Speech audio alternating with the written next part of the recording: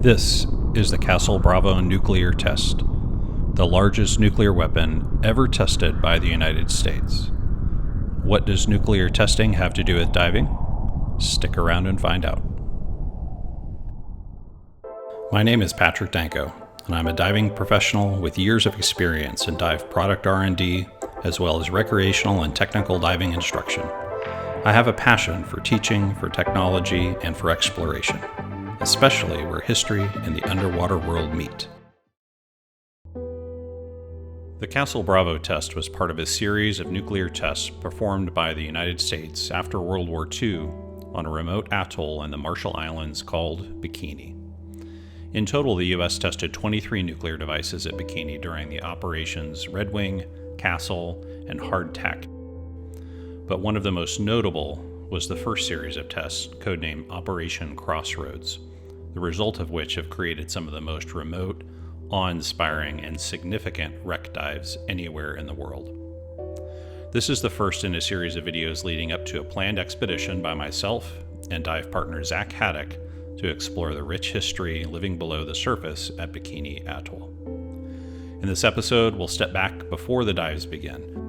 We'll take a look at the incredible and tragic story of the place used to test some of the most fearsome weapons humanity has ever created.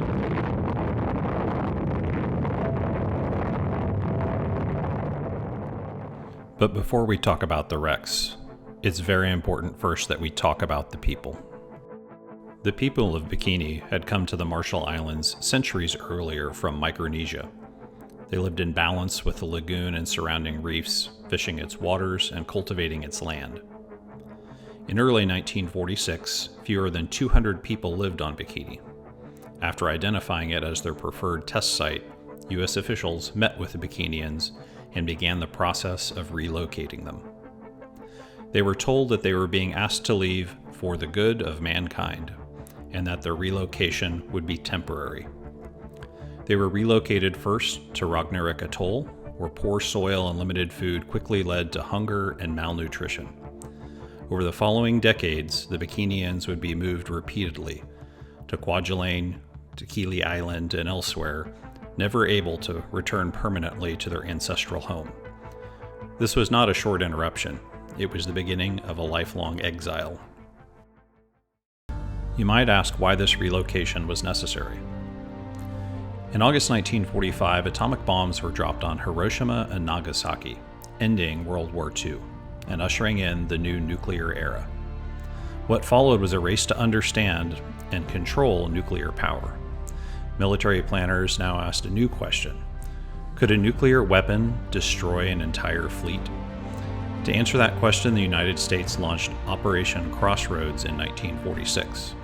Bikini Atoll was selected for its large protected lagoon, isolation from major population centers, and logistical accessibility. By mid-1946, Bikini Lagoon held one of the most extraordinary naval assemblies in history. More than 90 ships were anchored in precise formation: battleships, aircraft carriers, cruisers, destroyers, submarines, and auxiliary vessels. Some were American, others were captured Japanese and German ships. Among them was the massive aircraft carrier USS Saratoga, commissioned in 1927 and a veteran of key Pacific battles.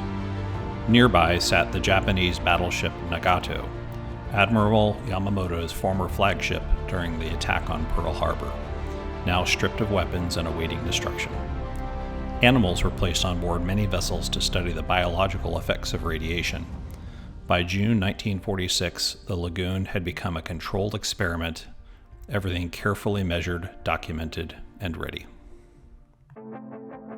On July 1, 1946, the first test, codenamed Able, was detonated as an airburst roughly 520 feet above the fleet. The explosion produced an intense heat and powerful shockwave. Several ships were damaged or sunk outright. Aircraft were ripped from the carrier deck, superstructures bent and twisted, yet many vessels remained afloat. To planners, this raised troubling questions. Airbursts alone may not be enough to decisively eliminate a naval fleet. So on July 25th, a second test, codenamed Baker, was detonated underwater, directly beneath the assembled fleet. The lagoon erupted as a massive column of water, steam, and radioactive debris. Ships were slammed downward or thrown upward violently. Hulls collapsed inward. Under pressure, compartments flooded instantly. But more devastating than the physical destruction was the radioactive contamination. Water saturated every surface, every compartment, and ships that appeared structurally intact were rendered deadly to approach.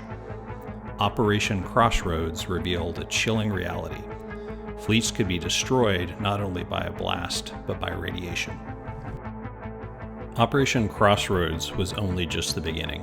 Between 1946 and 1958, the United States conducted 23 nuclear tests at Bikini. On March 1, 1954, the Castle Bravo test was executed, the largest nuclear test ever performed by the United States. Scientists underestimated its yield. Instead of the predicted 5 megatons, the explosion released 15 megatons of energy.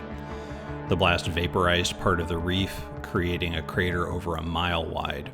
Radioactive fallout spread far beyond Bikini, contaminating nearby atolls and exposing islanders and U.S. personnel to dangerous levels of radiation. Castle Bravo marked a turning point, demonstrating the catastrophic scale of thermonuclear weapons and leaving lasting scars across the Marshall Islands. By 1958, nuclear testing at Bikini finally ended. Cleanup efforts followed in later decades, but contamination remained. Today, Bikini Atoll stands as one of the most extraordinary and sobering wreck diving destinations on Earth. Beneath the calm surface of the lagoon lies a fleet frozen in time. Each ship of the fleet was equipped ready to go to war to make the test as accurate and realistic as possible. So alongside the twisted remains of ships are tanks and planes, ammunition, all the trappings of a real working fleet. Radiation levels underwater are considered now safe for diving, but precautions remain essential.